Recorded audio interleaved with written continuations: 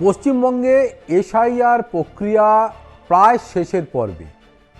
ইতিমধ্যেই খসড়া তালিকা প্রায় চূড়ান্ত হয়ে গেছে এবং 16ই ডিসেম্বর থেকে এই খসড়া তালিকা জেলায় জেলায় যে সমস্ত ডিস্ট্রিক্ট ম্যাজিস্ট্রেট বা ডিএম অফিস রয়েছে, সাব ডিভিশনাল অফিসার বা এসডিওর অফিস রয়েছে, বিডিও অফিসগুলিতে টাঙিয়ে দেওয়া হবে।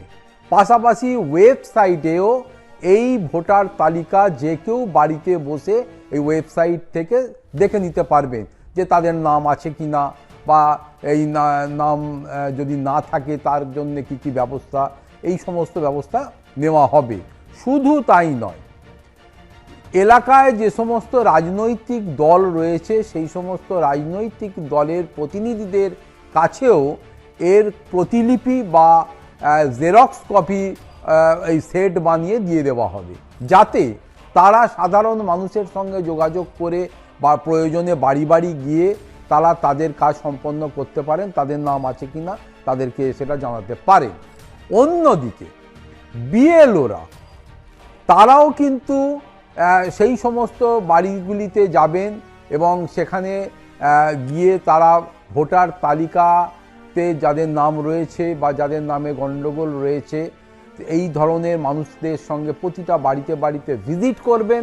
সেখানে গিয়ে তারা প্রত্যেকটি বাড়িতে প্রত্যেকের নথি যাচাই করে দেখবেন, মিলিয়ে দেখবেন, যাদের নাম আছে তাদেরটাও দেখবেন, যাদের নাম নেই তাদেরকে বা নামে কোনো সমস্যা আছে সেই জাতীয় পরিবার বা মানুষজনের হাতে একটা নির্দিষ্ট এই খসড়া তালিকাতে কিভাবে নাম তোলা যায় কি না বা এই বিষয়টি নিয়ে নোটিশ জারি করবেন এবং এই নোটিশের ভিত্তিতে তাদেরকে সংশ্লিষ্ট এলাকার বিডিও অফিস বা ডিএম অফিস বা এসডিও অফিসে যেতে হবে এবং সেখানে গিয়ে হিয়ারিং করতে হবে। প্রতিদিন 100 জনের কাছে মানুষের হিয়ারিং হবে। শুধু তাই নয়, 58 লক্ষের নাম বাদ পড়তে পারে বলে ইতিমধ্যেই কিন্তু নির্বাচন কমিশন সূত্রে জানা গিয়েছে। মুখের কথা নয়, এ রাজ্যে প্রায় 9.5 কোটি মানুষের মধ্যে প্রায় 58 লক্ষ মানুষের নাম বাদ যাওয়ার ইঙ্গিত পাওয়া গেছে।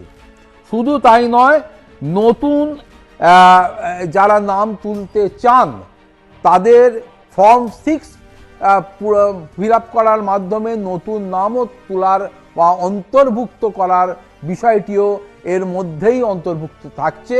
ফলে যাদের নাম এখনো পর্যন্ত ওঠেনি বা তোলা সম্ভব হয়নি তারাও কিন্তু ফর্ম 6 পূরণ করার মাধ্যমে নতুন এই তালিকায় কিন্তু এবারে নাম তুলতে পারেন। শুধু তাই নয়, আরও একটা বিষয় বলে রাখা ভালো যে অহেতুক আতঙ্কিত হওয়ার কোনো কারণ নেই।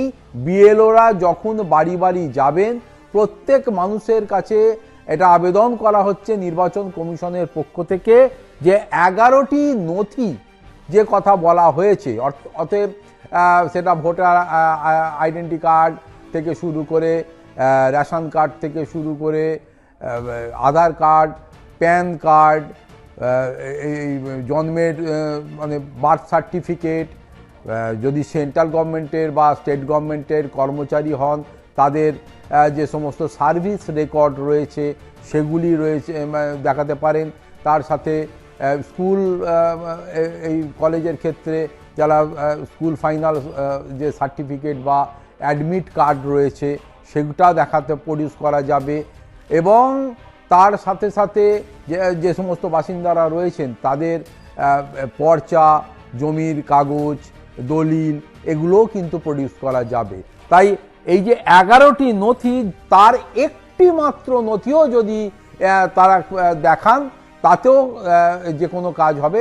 16টি নথি বা একের অধিক নথি নাও দেখানো যেতে পারে। ফলে এই তারা ফর্ম এই বিষয়টি চূড়ান্ত ভোটার তালিকায় তাদের নাম থাকা এবং সংযুক্ত করা থেকে শুরু করে এই প্রক্রিয়ার সাথে পুরো বিষয়টিকে সম্পন্ন করার ক্ষেত্রে অহেতুক কাউকে এই আতঙ্কিত হওয়ার কোনো কারণ নেই।